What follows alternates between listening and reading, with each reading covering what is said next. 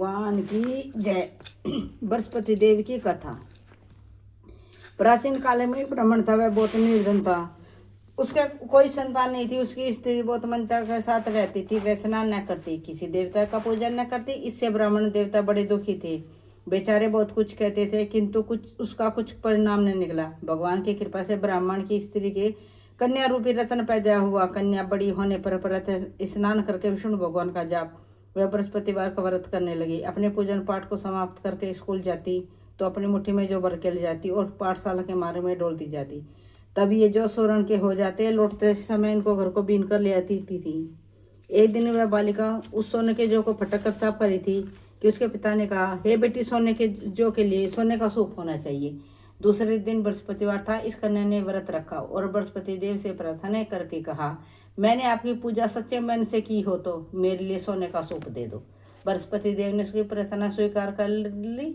रोजाना की तरह वह कन्या जो फैलाती हुई जाने लगी। जब लौटकर जो बीन रही थी तो बृहस्पति देव की कृपा से सोने का सूप मिला। उसे वह घर ले आई और उसमें जो साफ करने लगी, परंतु उसकी माँ का वही ढंग रहा। एक दिन की बात है, वह कन्या सोने के सूप में जो साफ कर रही थी, उस समय उस शहर का राजपुत्र वहां होकर निकला। इस कन्या के रूप और कार्य को देखकर मोहित हो गया तथा अपने घर आकर भोजन तथा जल त्याग कर उदास होकर लेट गया। राजा को जब इस बात का पता लगा तो अपने प्रधानमंत्री के साथ उसके पास गए और बोले, हे बेटा, तुम्हें किस बात का कष्ट है? किसी ने अपमान किया है अथवा और कारण सो को हो? मैं वही कार्य करूंगा जिससे तुम प्रसन्नता हो। अपने पिताजी की राजकुमार ने बातें सुनी तो वह बोला, मुझे आपकी कृपा से कोई दुख नहीं है। किसी ने मेरा अपमान नहीं किया है, परंतु मैं उस लड़की से विवाह करना चाहता हूँ जो सोने के सूप में जो साफ कर रही थी। यह सुनकर राजा आश्चर्य में पड़ा। बोला, हे बेटा, इस तरह की कन्या का पता तुम ही लगाओ, मैं उसके साथ तेरा विवाह अवश्य ही करवा दूंगा। राजकुमार ने उस लड़की के घर का पता बतलाया।